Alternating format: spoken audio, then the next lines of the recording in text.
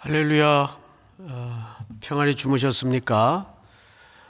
오늘서부터 또 한 해 이제 마지막 주간이 시작이 되는데 주 안에서 행복하시고 또 평안한 마무리가 될 수 있기를 축복합니다. 오늘 시편 41편은 다윗의 시라고 시제가 나와 있죠. 다윗의 시.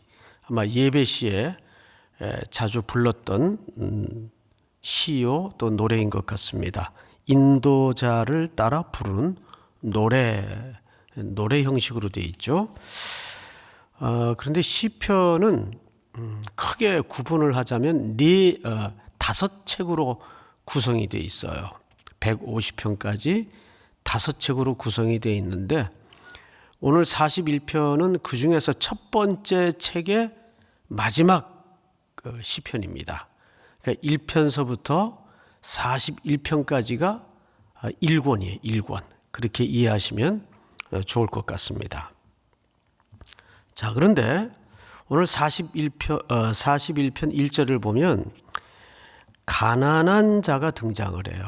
가난한 자. 또 보살피는 자에게는 뭐가 있으며라고 표현하고 있죠? 복. 이 복이라는 말은 아슈레라는 말을 썼는데 혹시 이 1권의 첫 편인 시편 1편이 어떤 표현으로 시작이 되나요?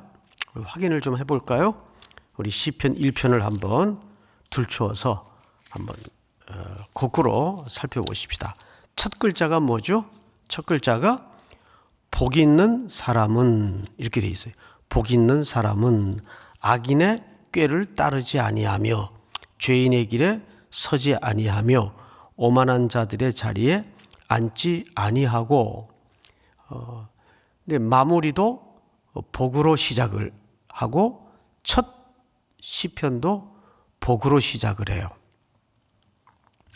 근데 여기서 말하는 복은 사실 우리가 이해하는 그런 복의 의미보다는 오히려 행복이라는 개념에 더 가깝습니다. 행복자로다 뭐뭐한 자여 이런 개념으로 이해하면 더 편할 것 같아요.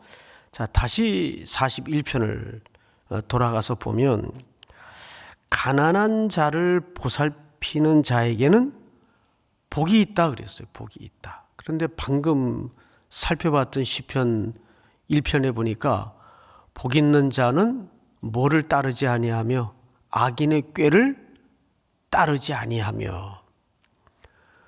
그러면 여기에서 어떤 공식이 첫 시편과 마지막 시편에서 자연스럽게 형성이 되냐 하면 가난한 자를 돌아보지 않는 것은 시편 1편의 복의 개념대로라면 어떤 뜻이 됩니까? 가난한 자를 돌아보지 않는다.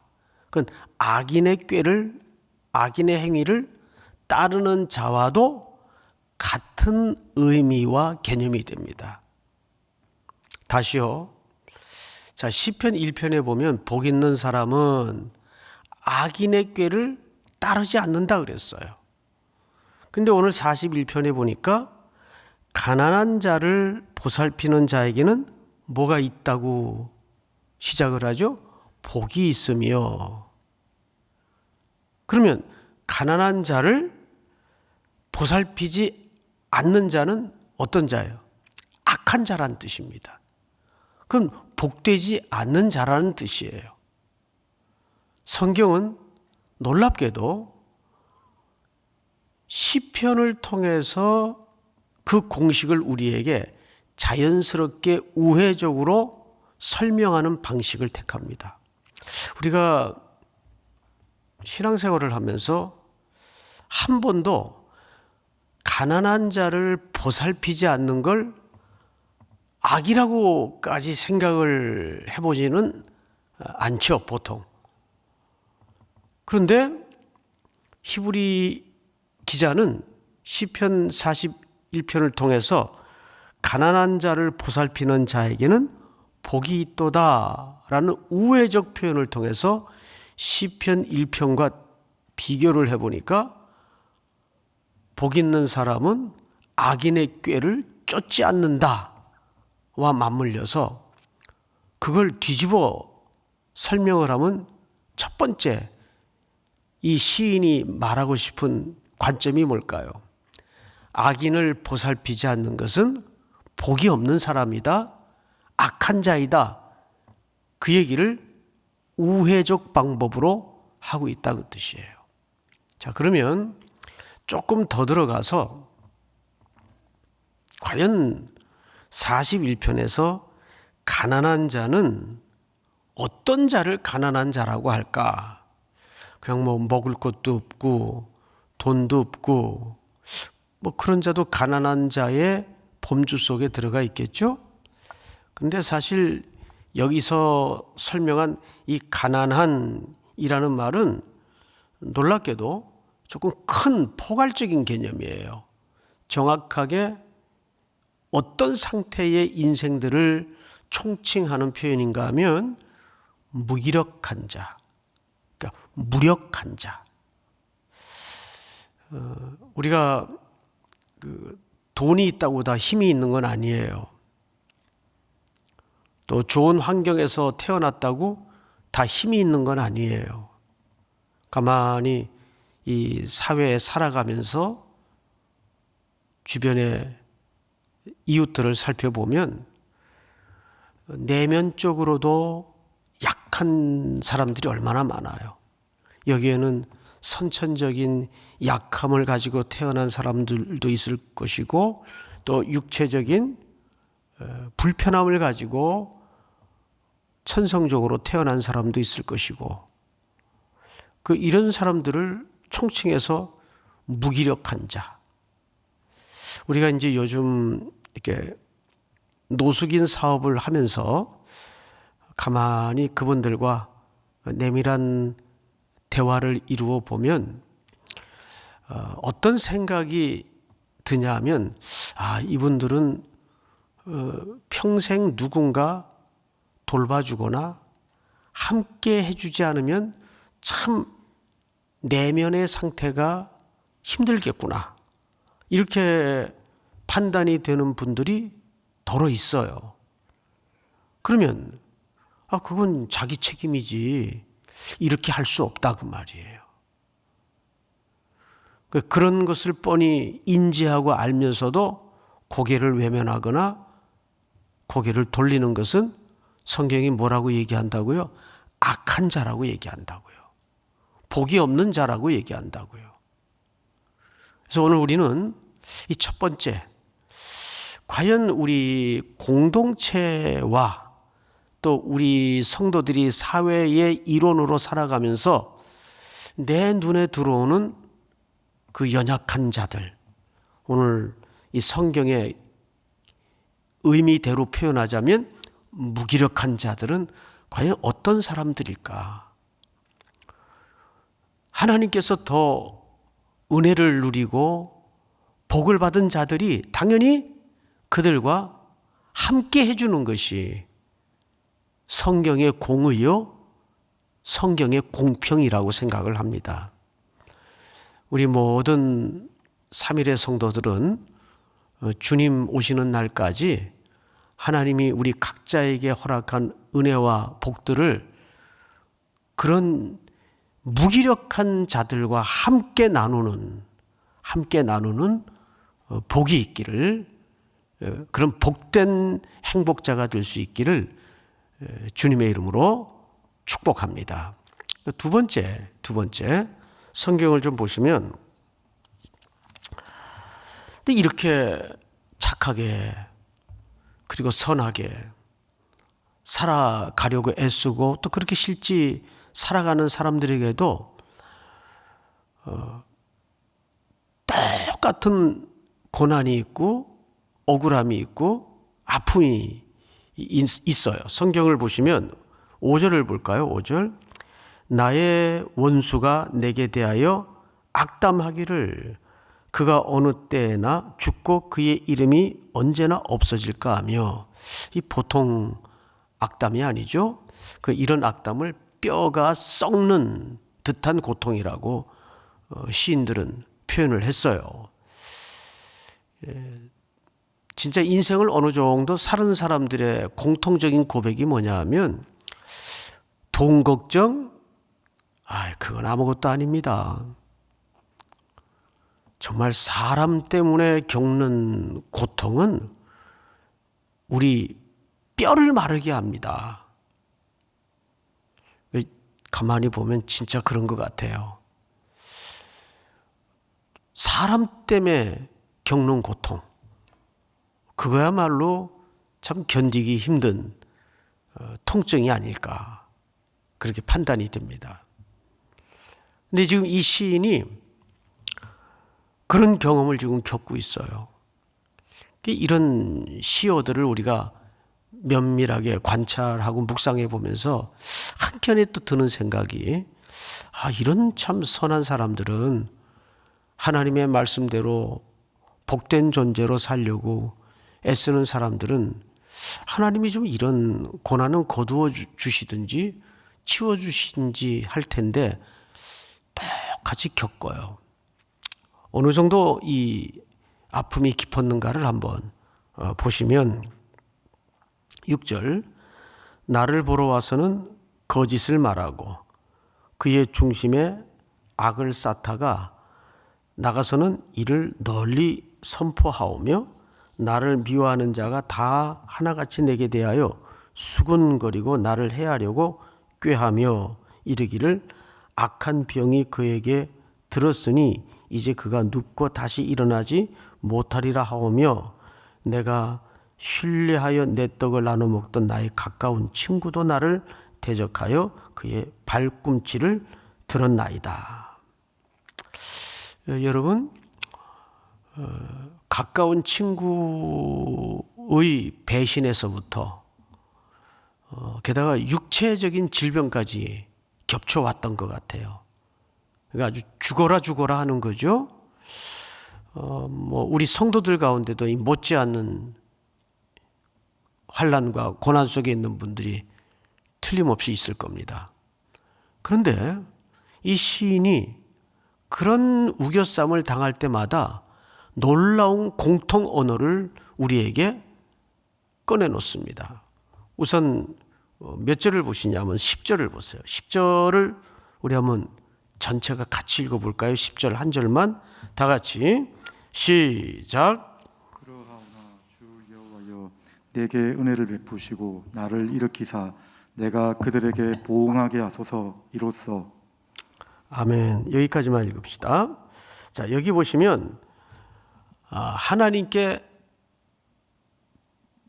그 원수들의 공격과 육체의 질병에 대한 회복을 위해서 하나님께 결국 자비를 구해요.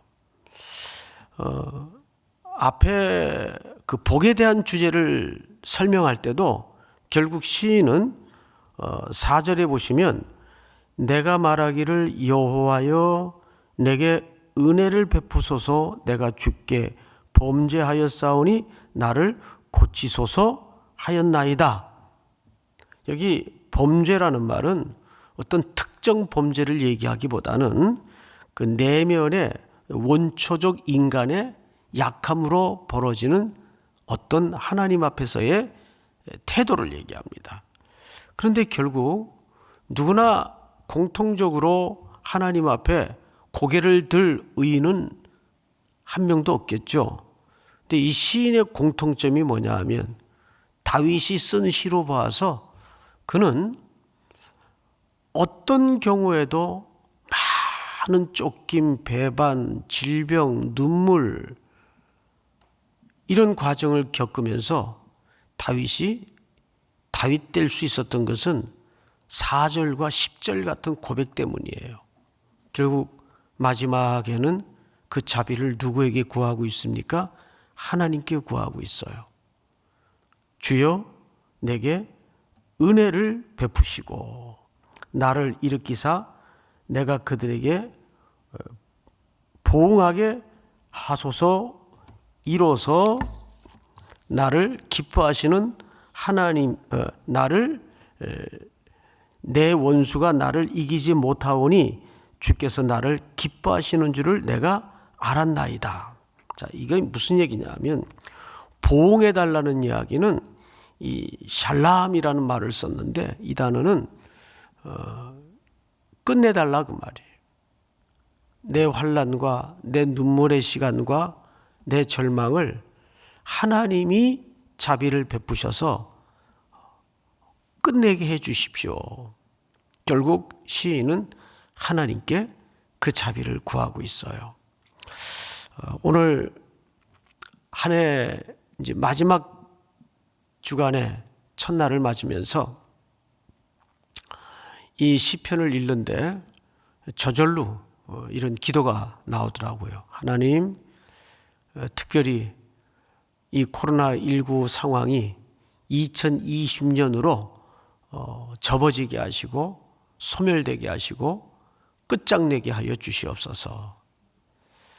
지금 이 시인이 고백하고 있는 전체 1절서부터 줄거리를 보면 우리가 지금 직면하고 있는 상황과 너무 비슷해요. 그러면 우리 성도들도 그런 비슷한 이 시인의 상태를 우리가 직면하면서 우리는 4절과 10절의 말씀을 다시 한번 상기시킬 필요가 있어요. 4절을 다시 보십시다. 내가 말하기를 여호와여 내게 은혜를 베푸소서 내가 주께 범죄하였사오니 나를 고치소서 하였나이다. 이 내면의 보편적인 죄를 얘기하는데 이것은 이런 뜻도 됩니다. 내가 나 자신을 돌아보아서 마땅히 할 일을 하지 못한 것이 무엇인지를 살피게 하여 주시옵소서. 그 의미입니다. 히브리적인 원래 뜻은 내가 마땅히 해야 될 일인데 하지 못하고 있었던 것이 무엇인지 돌아보는 시간이 되게 하여 주시옵소서. 우리 한 해 끝에 세상 사람들도 올 한 해 어떻게 살았나 결산을 하죠. 어쩌면 지금 이 시간은 우리에게 그런 결산을 할 수 있는 절호의 기회입니다. 지난 12개월을 돌아보면서 혹 우리가 마땅히 할 일을 놓치고 지나간 것은 무엇일까? 그것을 설명하는 거예요. 그것을 발견할 수 있는 은혜를 달라는 거죠.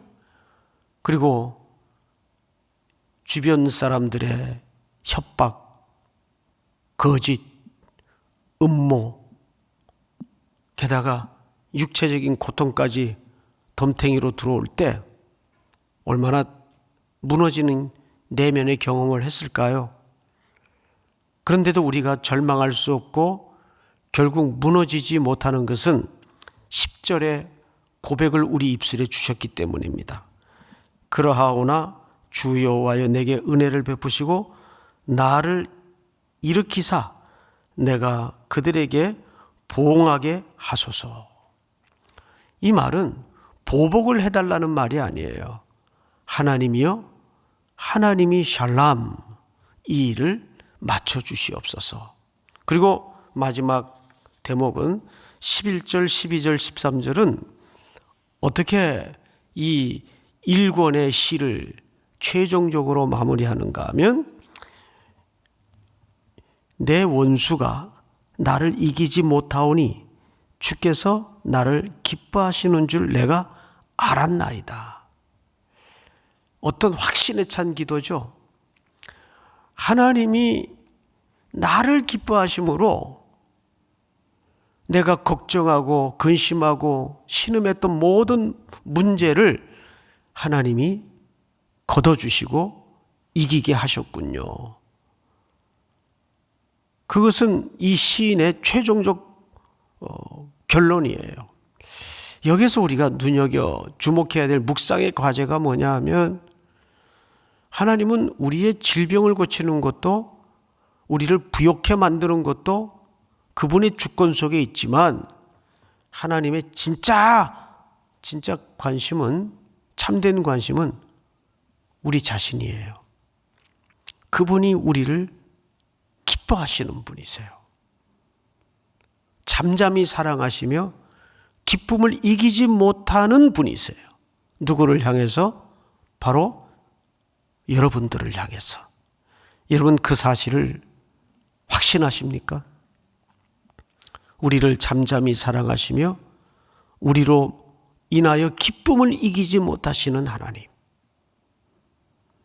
올 한 해도 하나님이 이 모든 내 주변에 둘러쳐 있던 모든 근심을 걷어내시고 어둠을 흩어버리시며 내 입술로 주를 찬송케 하는 결말을 보게 하여 주시옵소서. 믿습니까? 자, 마무리를 한번 볼까요? 주께서 나를 온전한 중에 붙드시고 영원히 주 앞에 세우시나이다. 그는 이제 승리의 확신을 넘어서 자기가 어디에서 구원을 얻었다는 거죠? 온전한 중에서 나를 붙드셨다 그래요. 시인이 하나님 앞에 지금 온전한 중에서 그런 은혜를 입었다는 얘기예요. 자, 여기에 이제 우리가 마음이 좀 이렇게 걸려요. 과연, 우리가 어떻게 하나님 앞에 온전해졌다고 이렇게 담대하게 고백할 수 있을까? 우리는 완전하진 않지만 온전하죠. 온전의 개념을 가장 잘 설명한 신약의 한 장면을 기억하십니까? 누가복음 15장에 보면 둘째 아들이 아버지한테 몹쓸 짓을 하고 아버지의 재산을 다 챙겨서 아주 이방 땅까지 넘어가 허랑방탕하다가 돌아와요. 거지몰골이 돼가지고 돌아와요. 아주 얼룩진 인생이 돼서 돌아와요. 그런데 그 거지몰골의 옷을 벗기고 좋은 옷을 입히고 신을 신기고 손에 가락지를 끼우고 그 아들을 옳사 안아주세요. 그게 온전해지는 거예요. 아들로서의 지위가 회복되는 거죠. 온전함이라는 것은 우리가 생각하는 것처럼 퍼펙트한 개념이 아니에요. 그걸 완전이라고 하죠. 그러나 완전보다 더 높고 위대한 개념이 하나님의 용서가 기반된 온전해지는 은혜입니다. 할렐루야. 사랑하는 성도 여러분, 우리는 올 한 해도 참 흠투성이의 시간들을 걸어왔어요. 그럼에도 불구하고 이 한 해 끝에 서서 또 밀려오는 눈시울이 뜨거워지는 감격은 하나님이 여전히 우리를 기뻐하시고 턱 어깨를 맞대어서 안아주시고 고생했다. 올 한 해도 참 수고 많았다. 우리가 그분의 자비를 구할 때 그분은 얼마든지 70번씩 7번이라도 우리를 여실하게 일정하게 맞아주시고 안아주시고 우리를 온전하게 하시는 겁니다. 믿습니까? 온전한 마무리가 될 수 있기를 축복합니다. 그리고 마지막으로 이스라엘의 하나님 여호와를 영원부터 영원까지 송축할지로다. 아멘, 아멘. 이 아멘, 아멘이라는 말은 그대로 이루어질 줄을 내가 믿습니다. 이 정도의 해석이 되는데 이걸 아주 임팩트 있게 재해석을 하자면 이런 뜻입니다. 참말로, 참말로, 진짜로, 진짜로 이루어질 줄을 믿습니다. 그러니까 그런 감탄사와 방불한 뜨거운 고백은 하나님의 긍휼과 하나님의 용서가 내 안에 꽉 빈틈없이 차 있을 때 나올 수 있는 터져 나오는 감격이에요. 사랑하는 우리 삼일의 성도 여러분, 이제 2020년 너무도 힘겹고 혹독했던 한 해가 이렇게 지나가면서 이 한 주는 여러분들에게 그런 은혜를 누리면서 41편을 또 종일 깊이 곱씹어보고 묵상으로 또 순종으로 살아내는 누리는 은혜가 있기를 주의 이름으로 축복합니다.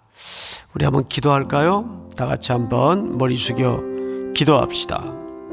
첫째는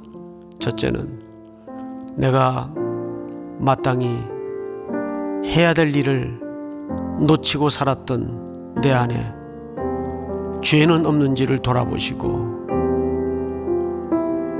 내 주변에 무력한 자들을 향한 방임의 시선은 없었는지를 돌아보게 하여 주시옵소서. 사방으로 우겨쌈을 당하는 거짓과 협박과 음모가 결국 그들의 도모가 하나님의 주권과 능력으로 설 수 없음을 믿습니다. 하나님, 오늘도 주님이 나를 온전케 하셔서 주 앞에 나를 앞장 세우시는 그 긍휼을 입도록 함께해 주시옵소서 하는 마음을 담아서 간절히 기도하시다가 개인적으로 정리하시기 바랍니다. 우리 다 같이 한번 통성으로 소리내서 기도하겠습니다. 하나님 아버지 감사합니다. 영광 받으시고 2020년 한 해도 저물어가는 오늘 새날을 맞는